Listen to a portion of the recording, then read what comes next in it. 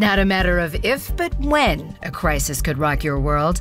I'm Roshini Rajkumar, crisis strategist, licensed attorney, and host of The Crisis Files.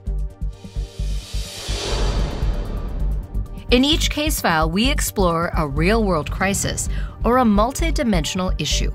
My crisis squad and I are here to find solutions. We also chat with high-profile people about their journeys through crisis. Former jockey Mark Irving is here today. He is currently the race ambassador for Canterbury Park in Shakopee, Minnesota. Mark has a storied racing career with more than 800 wins in the United States and more than 200 wins in Europe. His racing career came to an end with his 9th unconscious concussion, which is a big reason Mark is a passionate advocate for mental and brain health.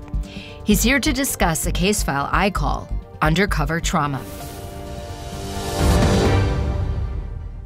The Brain Injury Association of America reports 1 in 60 people in this country lives with permanent brain injury. While it might not surprise you, jockeys are particularly at risk for this kind of injury. The sport also brings mental health risks, including anxiety, depression, and PTSD. We've covered PTSD in previous case files, another rampant condition which the American Psychiatric Association says affects about 3.5% of adults and 8% of adolescents in the U.S.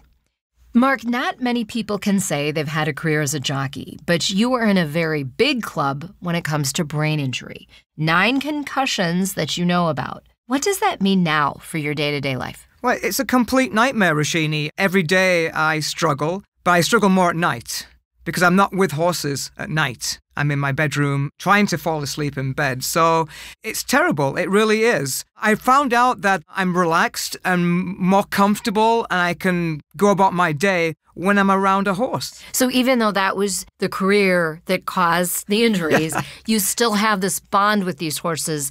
They bring you peace. They bring you comfort. Absolutely. 100%. I still talk to them and I feel that energy every time I'm around them. So you go, I know you take care of some horses. They are helpful in your therapy, which is wonderful. But I want to get into this whole concept of the undercover trauma. Injuries are sometimes just that, undercover, even invisible to you.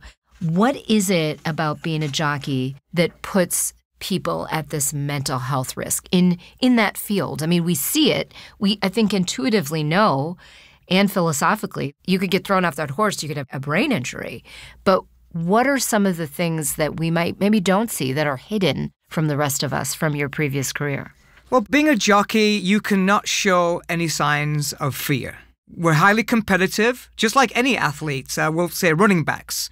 They're at high risk for concussions. They can't show any fear or any signs of weakness, just like a jockey.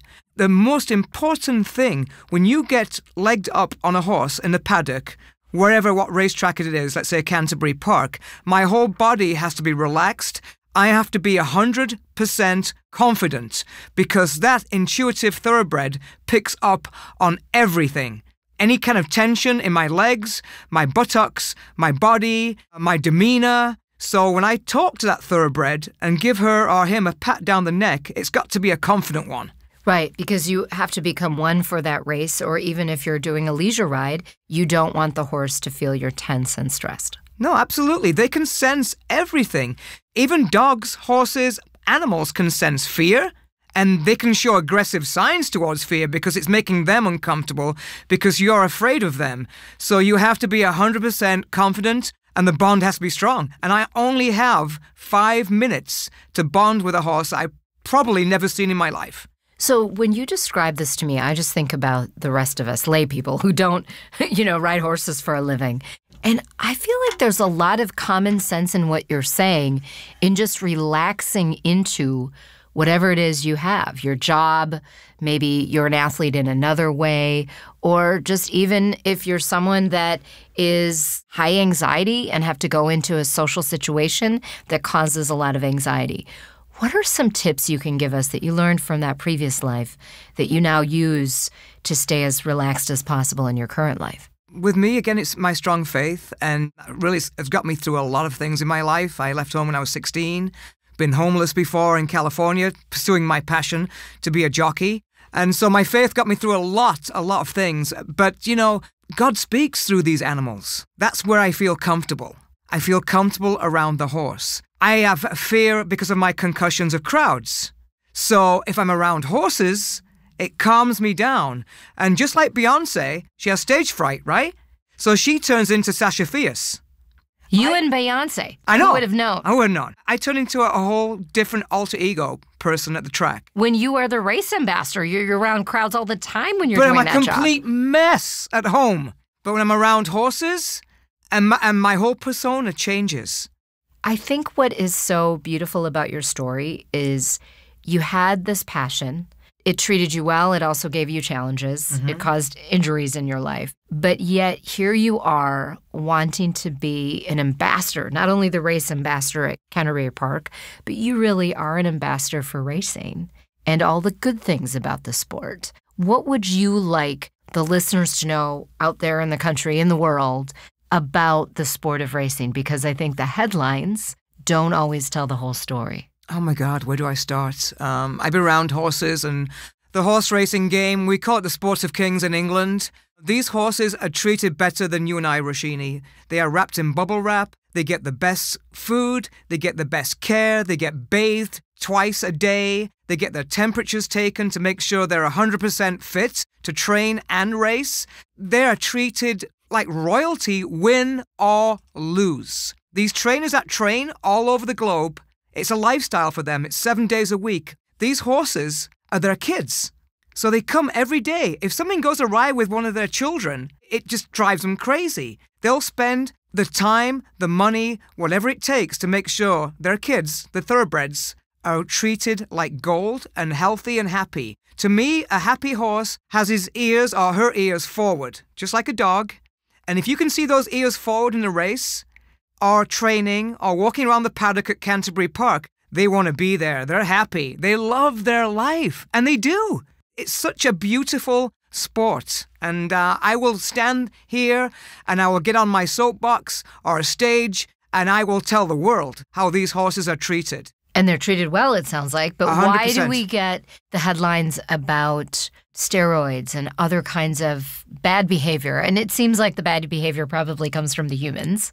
I think it stems from the humans, yes, because they trust us 100% to take care of them. They have no say in what they eat or how they train. They're trusting humans. But I tell you what, all these horses that are winners and they run their lives out on the track, they're happy and they're getting treated very well. And there's always going to be a stigma in every sport about, oh, well, somebody's doing this, somebody's doing that. It's news. Sometimes good news, sometimes bad news, but people want to hear news. What about the jockeys? What insight can you give us there? In case file number 48, which was called Trust Talks, we talked with a translation expert about how important it is to understand anything that affects you in your own language. Language can be a blocker for some because many associated with racing are Hispanic. There's also the transient nature of the business. So how can people make sure they understand and they are understood? So your previous colleagues, the jockeys, is really who I'm talking about here. It might seem like a glamorous life for a jockey. You see the bright colors we wear, the onus silks, they're called, and winning races. But it's a whole different lifestyle. We have to keep our weight down. We're grown men, and we have to keep our weight down to about 113 pounds. That is like almost impossible for me to imagine. You have to be vertically challenged. So you'll see a lot of Hispanic jockeys and a lot of white jockeys that are vertically challenged like me. But you have to be strict. I hired a dietitian to keep my weight down. High protein, low carbs, no alcohol. It's a very strict, routine career. And you have to be focused, laser focused. And win or lose, we get paid when we win. We do get paid when we lose, but that doesn't look good on us because all the world's watching us. The jockey always gets the blame if we lose. So our win percentage has to be high for us to create more revenue, to get more business. We do have agents. Good agents will take good jockeys if we have a high win percentage. It can be a great career, but obviously the downside is injuries and keeping your weight down. And there is some issues there that I'm not going to get into with jockeys as far as their eating habits. But, there are people there to help. And I do advise some young apprentice jockeys, hey, starving yourself is not the way to go. It's not going to help you on the horse, on the track. Right, because you really do need the protein in your system. You need to have your brain there with you. Absolutely. Functioning well. Yeah. All right, let's talk about just mental health, wellness in the workplace. So go off the track for a bit, and all of these lessons that you've learned that you're teaching others. I know that our listeners, most of whom are not jockeys and never will be, are in regular workplaces. What kind of lessons can you help us learn so that we put the walk behind the talk? Because there has been this uprising of, all these mental health programs, we need to really be concerned about mental health. But are workplaces really doing that to an extent that is helpful for all employees, Mark? I think this goes out to a lot of the men out there that are listening. We think we have shoulders big enough to handle all the stress of life, whether it's family, workplace, health. The list goes on, or you work in a dangerous world, like being a policeman or a fireman or in the military. Don't be so stoic. Ask for help. It's not a sign of weakness like you may think it is. What are the kinds of things, though, that workplaces can do? Yes, employees should ask for help, but the fact is not all of them will. What would you hope a workplace could do to just make it a more calm and inviting environment for anyone who is dealing with anxiety issues? Well, I think it's communication from the person that owns the business or your boss, at least weekly meetings, just to ask individuals, how are you doing? How are you feeling? How's home life? How's your wife? How's the kids? Is there anything that you want to talk about? I'm not going to discuss this with my management or my team, but I'm asking you as a friend, how are you doing? Communication, period.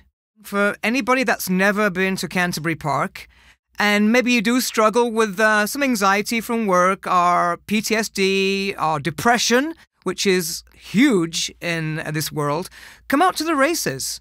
Maybe you look for a vertically challenged British man in a suit, and a bright suit. Approach me.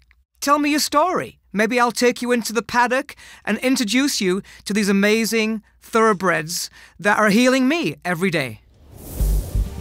Well, Mark Irving, you're very impressive and very inspirational, and we wish you so many good things on your continued journey for a positive life and strong mental health. Horse racing ambassador and advocate for people who live with brain injury. Again, as he's invited you, look for Mark if you find yourself in Minnesota at Canterbury Park, where he loves to educate about horses and horse racing. Today's Crisis Brief is dedicated to our listeners who are fighting their own undercover battles.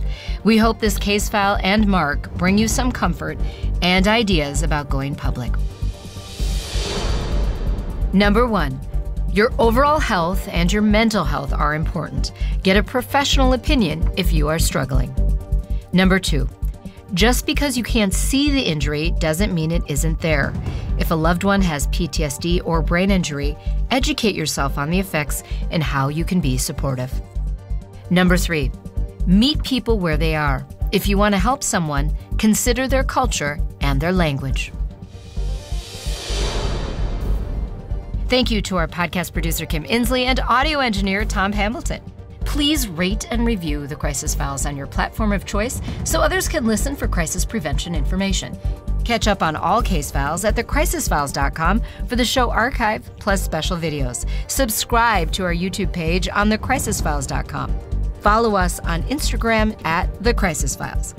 We do not provide legal, financial, medical, or PR advice for particular situations, but strongly recommend you seek professionals to help with your specific need.